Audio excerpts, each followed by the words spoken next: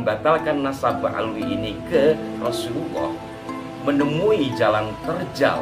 Ternyata pondok-pondok pesantren sebagian besar masih pro atau mendukung keabsahan nasab alwi tersambung ke Rasulullah. Apakah pondok-pondok pesantren yang disebut seperti Tebu Ireng dan yang lainnya juga melakukan hal yang sama? Apakah itu hanya framing?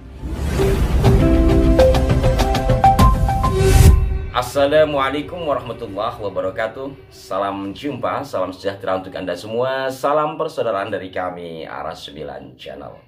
Sahabat-sahabatku, kembali saya menyapa Anda. Dan kembali saya mengajak kita semua untuk konsisten di dalam menyikapi penelaahan terkait dengan nasab alwi yang disambungkan ke Rasulullah, yang di dalam telaah Kiai Haji Imaduddin Usman Al-Bantani dinyatakan batal.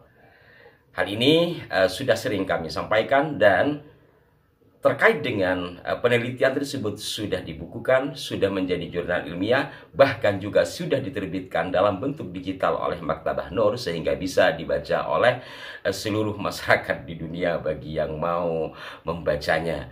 Dan tetap menarik untuk dikupas dari berbagai sisi.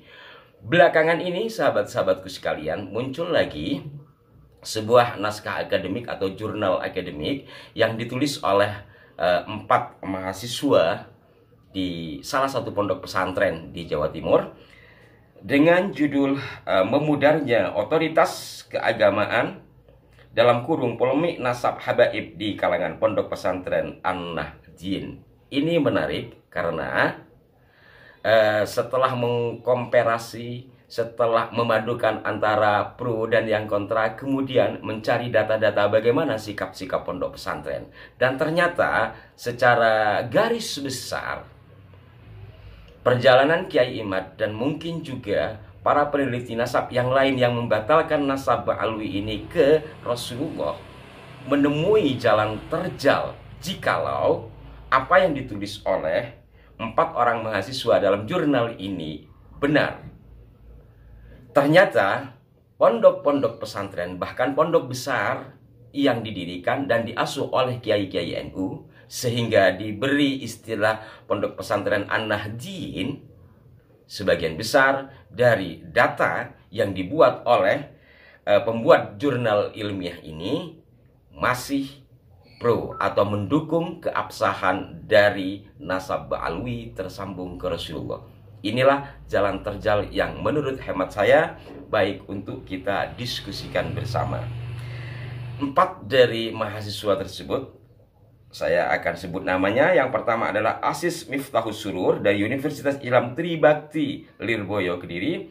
Kemudian Muhammad Amfa'u juga sama dari Tribakti Kediri Lirboyo ya. Kemudian Fathur Rosi Universitas Islam Tribakti sama. Jadi keempatnya sama, yang keempat adalah M. Ainun Fajrul Rohmain sama dari Tribakti Lirboyo.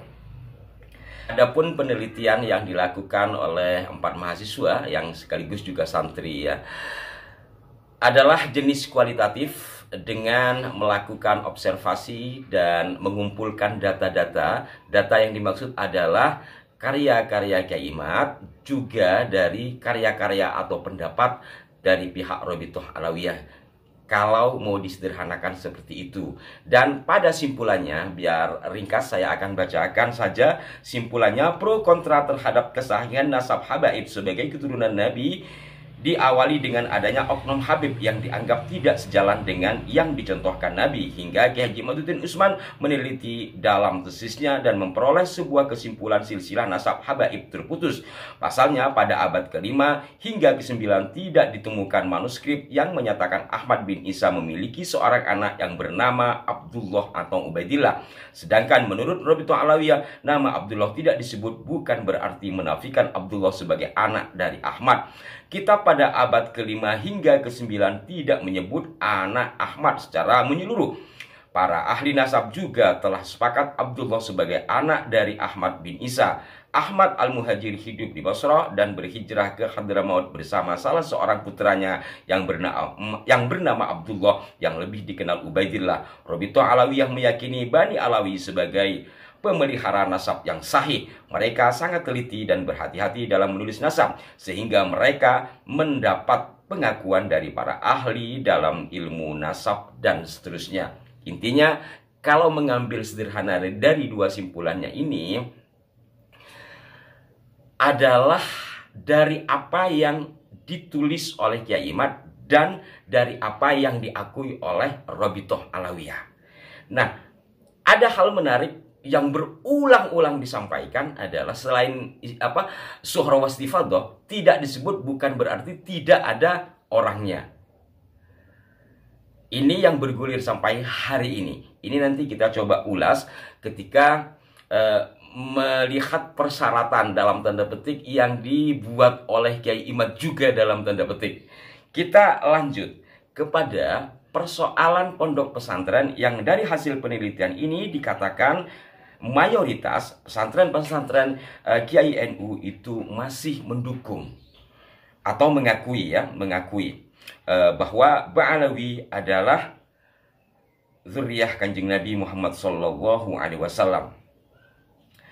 Ini pada bagian ini saya akan bacakan pada bagian ketiga ya, genealogi habaib dalam persepsi pondok pesantren An-Nahdiyah di Indonesia. Ulama Nahdiyin dari berbagai pesantren sepakat bahwa keturunan Nabi akan terus berkembang dan terjaga hingga hari kiamat.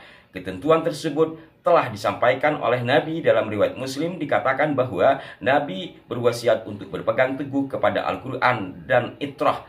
Ini saya pikir sudah sangat umum ya, tidak perlu dibahas bahwa itrah atau terah Kanjeng Nabi itu tidak akan terputus sampai hari kiamat. Itu kita tidak bisa mengingkari. Seperti itu mayoritas memang para ulama. Tapi siapa yang menjadi terah? Disinilah kan yang menjadi titik poin persoalannya.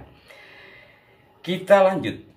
Respon pondok pesantren NU terhadap polemik nasab habaib. Mayoritas pondok pesantren NU hingga saat ini mengakui Ba'alawi sebagai keturunan Nabi. Di antara pondok pesantren yang secara konsisten mengakui Ba'alawi sebagai keturunan Nabi diantaranya Pondok Pesantren Tebu Ireng, Jombang, Pondok Pesantren Bahrul Ulum Tambak Beras, Pondok Pesantren Mambaul Ma'arif Den Anyar, Pondok Pesantren Darul Ulum Jombang. Kemudian Pondok Pesantren Sunan Ampel Jombang, Pondok Pesantren Al-Anwar Rembang Jawa Tengah, Pondok Pesantren Rahmatillah Kudus, Pondok Pesantren Al-Yasini Pasuruan, Pondok Pesantren Langitan Tuban, Pondok Pesantren Gedong Sari Nganjuk, dan Pondok Pesantren Ali Maksum Krapyak Yogyakarta. Benarkah sejumlah pondok pesantren ini mengakui kesohihan dari nasab Ba'alawi tersambung ke Rasulullah? Di sini diuraikan landasan yang dijadikan alasan diterimanya silsilah habaib sebagai keturunan Nabi termuat dalam situs resmi Pondok Pesantren An-Alwar yang berjudul Ta'zim Habaib Bani Alawi. Pada situs tersebut disebutkan 6 alasan utama. Pertama, tidak ada bukti satupun ulama yang menyaratkan bukti zaman untuk ketetapan nasab seseorang. Kedua, melanjutkan manhaj taslim dan percaya pada para ulama. Selebihnya Anda nanti bisa baca sendiri, kami akan cantumkan di kolom deskripsi. Dan yang menjadi pertanyaan di sini, apakah pondok-pondok pesantren yang disebut seperti Tebu Ireng dan yang lainnya juga melakukan hal yang sama di dalam pengakuannya terhadap nasab Ba'alawi? Karena yang ditulis di sini adalah dari Pondok Pesantren Al-Anwar, yang mana apa yang disampaikan oleh Pondok Pesantren Al-Anwar ini sudah dibantah atau disanggah oleh Kiai Imad. Dan di dalam tulisan ini juga disampaikan sanggahan dari Kiai Imad. Hanya saja sekali lagi menjadi pertanyaan dari banyak kawan-kawan kami, termasuk saya juga secara pribadi, apakah pesantren-pesantren yang lain juga melakukan hal yang sama dengan Al-Anwar sehingga dikatakan bahwa mereka mengakui kesahihan dari nasab Ba'alawi tersambung ke Rasulullah? Apakah itu hanya framing? Itu yang juga menjadi pertanyaan. Sekali lagi, ini tanpa mengurangi rasa hormat kami terhadap 4 penulis tadi. Dan kembali lagi kepada pembahasan tadi bahwa tidak disebutkan bukan berarti tidak ada orangnya. Ini seandainya kata ini dikenakan kepada persyaratan sezaman yang menurut pesantren Al-Anwar dan sejumlah kiai yang menentang penelitian Kiai Imad bahwa tidak satupun ulama yang mensyaratkan adanya kitab atau bukti sezaman. Mestinya kalau kata atau istilah tidak disebutkan bukan berarti tidak adanya ini dipakai untuk bukti sezaman, maka ini pas. Karena apa? Bagaimana sesuatu persoalan atau peristiwa tanpa bukti sezaman dikatakan adanya, atau setidaknya yang mendekati. Karena ini yang disebut bukti primer atau nanti ada bukti sekunder untuk memperkuat keberadaannya. Tetapi ini juga harus dipilah. Jangan sampai nanti kayak ada yang menanyakan haplogrupnya Nabi Adam. Jelas-jelas Nabi Adam tidak ada leluhurnya. Sementara haplogrup itu kan dari haploid group ya. Bagaimana bisa? Jangan ke sana. Kita harus melihat, kita harus memerinci. Umpamanya kitab zaman sudah ada masa penulisan. Kemudian lebih tepatnya itu menurut saya adalah bukti sezaman. Tidak disebut bukan berarti tidak menjadi persyaratan. Kalau ke sini itu pas. Contoh, persyaratan makan. Tidak tercatat persyaratan makan harus ada nasinya. Pertama, cuci tangan dan seterusnya.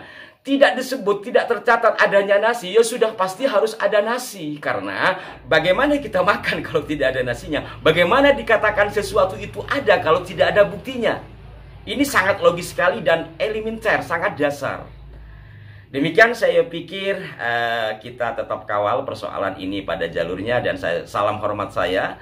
Hal lain yang menarik bahwa apa yang dilakukan oleh Kiai Imad dan yang lainnya telah masuk ranah akademisi, dan insya Allah ini akan berkembang menjadi sesuatu yang menggembirakan dalam dunia keilmuan. Tetap semangat di dalam meluruskan sesuatu yang perlu diluruskan, serta mengawal persoalan diskursus nasab ini tetap pada jalur ilmiah. Jangan dijadikan alat pertengkaran. Mohon maaf jika ada kekeliruan. Sampai jumpa. Wassalamualaikum warahmatullahi wabarakatuh.